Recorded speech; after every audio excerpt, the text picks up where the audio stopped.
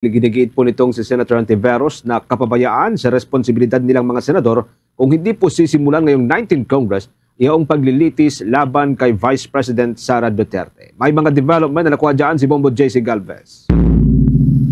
Malaking kapabayaan daw sa responsibilidad nilang mga senador ngayon kung hindi tutugunan sa 19th Congress ang impeachment complaint laban kay Vice President Sara Duterte. Itong paniniwala ni Senate Deputy Minority Leader Risa Ontiveros na pabor ding dapat nang simulan ng Senado ang paglilitis laban kay VP Sara. Magugunit ang sinabi ni Senate President Francis Chis Escudero na posibleng sa Hulyo na o pagkatapos ng State of the Nation Address o SONA ni Pangulong Ferdinand Marcos Jr. mag-convene bilang impeachment court ang Senado. Depensa ni Ontiveros, hindi naman mahirap tanggapin ang usapin ng kailan o time frame, ngunit usapin ng casting o mga senador na uupong trial judge sakaling sa 28th Congress ito simulan. Anya, hindi na raw kasi nila may patutupad pa ang rules ng impeachment trial dahil 28th Congress na magpapatupad nito. Kung ipauubaya raw nila sa 28th Congress ang didinig ng impeachment complaint laban kay VP Sara, sila raw ng mga senador na nakaupo ngayon sa 19th Congress ay maabandona ang responsibilidad bilang mga senador.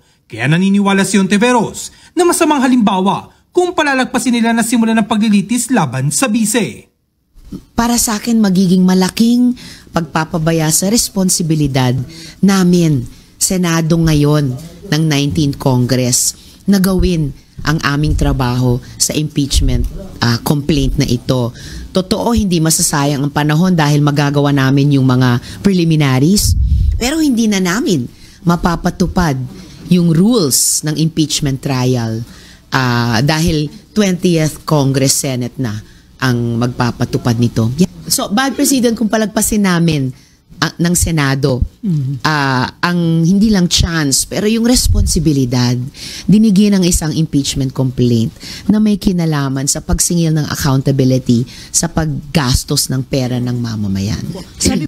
Una nang sinabi ni Escudero na posibleng sa Oktubre ngayong taon may gagawad na impeachment court ang hatol kay VP Sara. Tugon ito ni Escudero kaugnay sa posibleng time frame sa proseso ng paglilitis laban kay VP Sara. Ipinaliwanag ng liderato ng Senado na sa pagbabalik nila ng sesyon sa Hunyo, may re-refer sa plenaryo ang verified complaint for impeachment at masisimulan na ang mga inisyal na hakbangin kasama ng pagbalangkas ng impeachment rules. Ipinaliwanag din ni Escudero na kahit magsesyon ng Senado sa Hunyo, hindi agad magsisimula ang aktual na paglilitis dahil may oras para sa paghahain ng mga dokumento at ebidensya kung saan matatapos ang termino ng 12 mga senador. Para sa Bombo Network News, ako si Bombo JC Galvez nag-uulat para sa number 1 and most trusted radio network in the country, Bombo Radio Philippines, Basta Radio. Bombo!